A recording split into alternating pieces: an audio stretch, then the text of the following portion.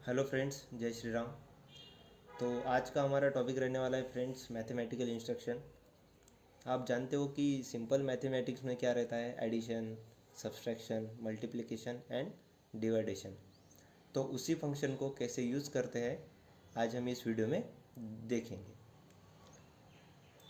तो सबसे पहले मैं यहाँ पे एक इनपुट ले लेता हूँ LDX0 और उसको आउटपुट दे देता हूँ M0। M0 क्या है? हमारा मेमोरी बिट है। ओके, तो अब हम क्या करेंगे, दो काउंटर लेंगे और हर दो काउंटर को क्या है, आपस में जो उनकी इंटिटी है, मतलब जो भी उनकी वैल्यू है, उनको क्या करेंगे, कंपेयर करके एडिशन करेंगे, सब्सट्रैक्शन करेंगे, मल्टीप्लिकेशन और डिवाइडेशन।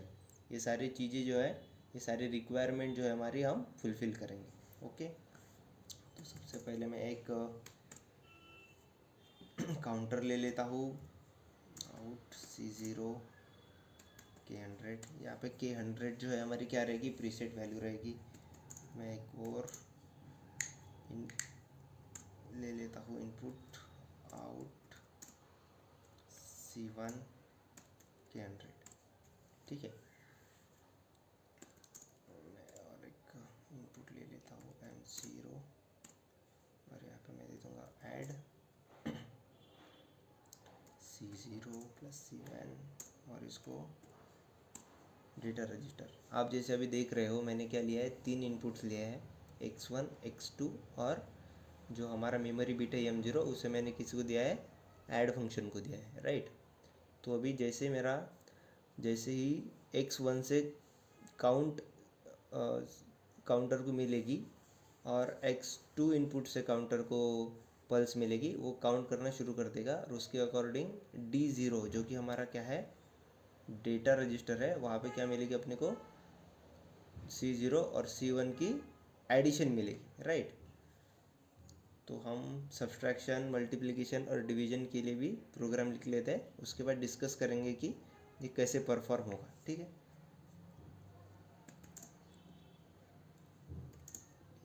LDX2 ये मेरा क्या रहेगा, एक इनपुट रहेगा। आउट करके मैं एक C2 काउंटर ले लूँगा और उसको K100 जो है प्रीसेट वैल्यू दे दूँगा। उसके बाद LDX3 मेरा क्या रहेगा, इनपुट, आउट C3 और K100 मेरा क्या रहेगा, प्रीसेट वैल्यू। अब मैं यहाँ पे क्या करूँगा, LDM0 जो कि मेरा मेमोरी बिट है। अब मैं सब्सट्रैक्शन के लिए ये लिखूँगा सिंटैक्स, सब्सट्रैक्शन मेरी काउंटर 2 की वैल्यू प्लस मेरी काउंटर 3 की वैल्यू कहाँ स्टोर होगी, डेटा रजिस्टर 1 में स्टोर होगी, राइट। अभी LDX4 मेरा एक इनपुट है, आउट C4 और K100 ये मेरा एक काउंटर है। उसके बाद LDX5 एक मेरा इनपुट हो गया और आउट C5 K100 ये क्या है, मेरा एक फिर से एक मेरा काउंटर है। ओके, और इसको हम स्टोर करेंगे LDM0 जो कि मेरा एक मेमोरी बिट है। और इसको हम क्या करेंगे, कौन सा फंक्शन लगाएंगे, मल्टीपल फंक्शन लगाएंगे। तो मल्टीपल फंक्शन के लिए क्या होता है, मल्टीपल का मल, और उसके बाद मेरा क्या है, C4 और C5 की वैल्यू कहाँ स्टोर करूँगा मैं, D2 डेटा रजिस्टर में स्टोर करूँगा। उसके बाद मेरा है डिवीजन के लिए, मतलब मुझे लेना पड़ेगा LDX6। ओके, LDX6 आउट में रहेगा मेरा C6 K100 और यहाँ पे रहेगा LDX7 और आउट में रहेगा C7 जो कि हमारा 7वां काउंटर है और K100। ओके, अभी एक यहाँ पे इनपुट ले लेंगे जो कि मेरा मेमोरी बिट रहेगा और शुरू किसको करेगा, वो डिवाइडेशन के फंक्शन को, डिवाइडेशन C6 और C7 और यहाँ पे दे दूंगा मैं D3 नाम का डेटा रजिस्टर जो कि क्या करेगा, मेरे डिवाइडेशन की जो वैल्यू है उसे क्या करेगा, स्टोर करेगा, राइट। तो अभी हमारा जो प्रोग्राम है वो लिख के हो गया है। जैसे कि अभी देखेंगे यहाँ पे हमने क्या लिया है, x0 लिया है, वो क्या करेगा, m0 को ऑन करेगा। और m0 हमने हर एक इंडिविजुअल फंक्शन को दे के रखा है, ठीक है, as a input. m0 addition को दिया है, m0 आप देख सकते हैं सब्सट्रैक्शन को, m0 मल्टीप्लिकेशन को, और m0 दिया है डिवाइडेशन को। जैसे ही मेरा ये स्टार्ट x0 जो इनपुट है वो ऑन होगा, m0 क्या करेगा, मेरे सारे जो फंक्शन है उसको क्या कर देगा, शुरू, राइट। और मैंने क्या किया है, x1 लिया है input as a input, x2 लिया है एज ए इनपुट, जो क्या करेगा, काउंटर नंबर 1 और काउंटर नंबर 2 जो कि C0 और C1 है मेरा, उसको ऑन करेगा। जैसे x2 और x3 लिया है, वो C2 और C3 को क्या करेगा, पल्स भेजेगा। x4 और x5, C4 और C5 नाम का जो मेरा काउंटर है उसे क्या करेगा, पल्स भेजेगा। और उसके बाद x6 और x7 ये जो मेरा इनपुट है वो C6 और C7 काउंटर को क्या करेगा, पल्स भेजेगा। ओके, तो हम क्या करते हैं, अभी सिमुलेशन पे चेक करते हैं ये सही काम कर रहा है कि नहीं कर रहा है। उसके लिए हम क्या करेंगे, F1+F4 को दबाएंगे और ये हमारा प्रोग्राम क्या हो चुका है, वैलिडेट हो चुका है, वेरीफाई हो चुका है। अगर हमारे प्रोग्राम में कोई भी एरर रहता, जब हम प्रोग्राम लिखते तो कुछ एरर आता, तो हमें यहाँ पे क्या मिलता, वो देखने के लिए मिल जाता, हमारी विंडो पे वो क्या हो जाता, शो हो जाता। लेकिन यहाँ पे कोई प्रोग्राम में एरर नहीं है, तो हम क्या करेंगे, अभी स्टार्ट सिमुलेशन कर देंगे। ओके,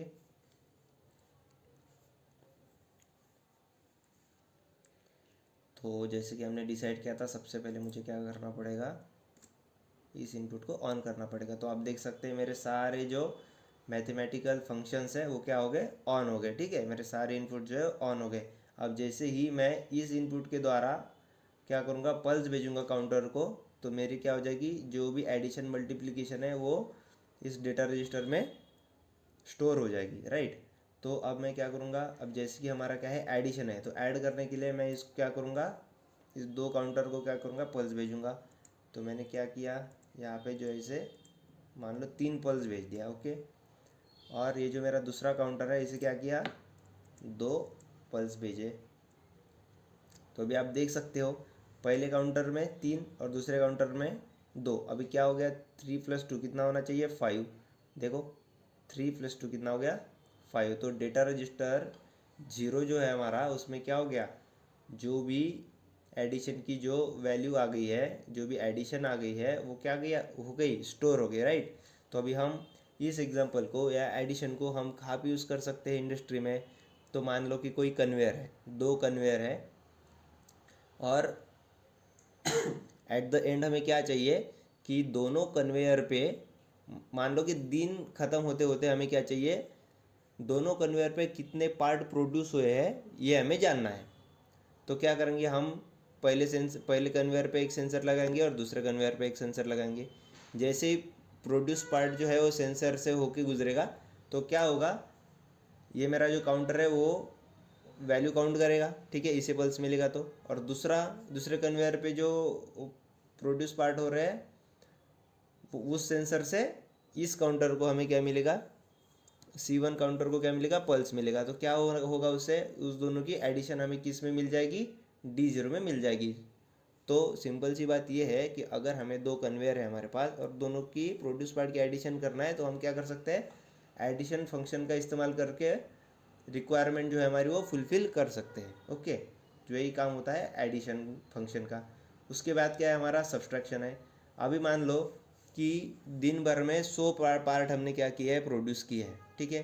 तो उसमें से 100 में से 100 तो क्वालिटी में अच्छे नहीं होंगे, तो कुछ उसमें से क्या होंगे, रिजेक्शन भी होंगे, ठीक है। तो हमें अगर रिक्वायरमेंट है कि मेरे अगर 100 पार्ट जो है वो प्रोड्यूस हुए हैं और उसमें से रिजेक्टेड पार्ट कितने हैं, तो उसको अगर डायरेक्टली हमें क्या करना है, ऑटोमेटिक क्या करना है, माइनस, ठीक है। तो हम क्या कर सकते हैं, इस सब्सट्रैक्शन फंक्शन की मदद से हम क्या कर सकते हैं, डायरेक्टली हमारी वैल्यू तक हम पहुंच सकते हैं। जैसे कि मान लो यहाँ पे स्क्रीन पे, जैसे कि हमारे जो पार्ट है कितने हैं, अभी हम समझते हैं कि 5 पार्ट हमने बना लिए हैं, ठीक है। अभी मेरे टोटल 5 पार्ट बने हैं लाइन पे, और उसमें से कितना, 2 मेरे क्या हो गए हैं, रिजेक्टेड पार्ट है। तो ठीक है, 5 पार्ट बने थे, 2 रिजेक्ट हो गए, तो ये आप दे सकते हो 5 माइनस 2 कितना आ गया यहाँ पे डेटा रजिस्टर में 3 आ गया। तो डेटा रजिस्टर 1 में जो वैल्यू आ गई है 3, ये क्या है, ये क्या है अपने अच्छे पार्ट्स है जो कि क्वालिटी में अच्छे है, वो हमें क्या हो गए हैं दिख रहे हैं। और हमें जो रिजेक्टेड पार्ट है हमारे C3 में, काउंटर नंबर C3 जो है हमारा, उसमें क्या हो गया हमें पता चल रहा है कि वो क्या है रिजेक्ट हो चुके हैं। ठीक है, तो ऐसे हम सब्सट्रैक्शन यूज़ कर सकते हैं, सब्सट्रैक्शन फंक्शन यूज़ कर सकते हैं। उसके बाद हमारा मल्टीप्लिकेशन में देखो कि क्या है, मैं इसको 2 कर देता हूँ और इसे भी क्या कर देता हूँ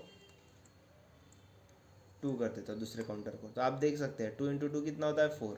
तो डेटा रजिस्टर 2 जो है हमारा, उसमें क्या आ चुका है वैल्यू 4 वैल्यू स्टोर हो चुकी है। ठीक है, तो ऐसे ही मल्टीप्लाई फंक्शन जो है वो काम करता है। अभी क्या है डिवीजन में क्या होगा C6 डिवाइडेड बाय क्या रहेगा C7 रहेगा। तो हमें क्या देना पड़ेगा यहाँ पे C6 की वैल्यू जो है वो ज़्यादा देनी पड़ेगी। ठीक है, क्योंकि हमारा यहाँ पे नहीं तो वैल्यू किस में आ जाएगा डेसिमल में आ जाएगा। तो हमें यहाँ पे कितना मिला है अपने को, इस काउंटर में कितना काउंट हुआ है 6 काउंट हुआ है। और अगर मैं इसे क्या कर देता हूँ 2 काउंट भेज देता हूँ, तो आप देख सकते हैं 6 डिवाइडेड बाय कितना हो गया 2, तो आंसर कितना आ गया 3। ठीक है, तो ऐसे ही हम क्या कर सकते हैं यूज़र के रिक्वायरमेंट की हिसाब से हम क्या कर सकते हैं कि ये जो सारे फंक्शंस है एडिशन, सब्सट्रैक्शन, मल्टीप्लाई और डिवीजन, हम इसका इस्तेमाल करके हमारी रिक्वायर्ड वैल्यू को क्या कर सकते हैं अक्वायर कर सकते हैं, और यूज़र के रिक्वायरमेंट के हिसाब से उसे कंपेयर करके या जो भी उसका यूज़ करके हम क्या कर सकते हैं हमारी यूज़र की रिक्वायरमेंट फुलफ़िल कर सकते हैं। अगर आपको टॉपिक से रिलेटेड कोई भी डाउट है तो आप क्या कर सकते हैं कमेंट कर सकते हैं, मैं आपकी कमेंट को आंसर ज़रूर करूँगा। और आप इस चैनल पर अगर नए हैं तो प्लीज़ सब्सक्राइब कर दीजिए और वीडियो को लाइक कर दीजिए, इससे मुझे भी थोड़ा सपोर्ट मिलेगा। धन्यवाद।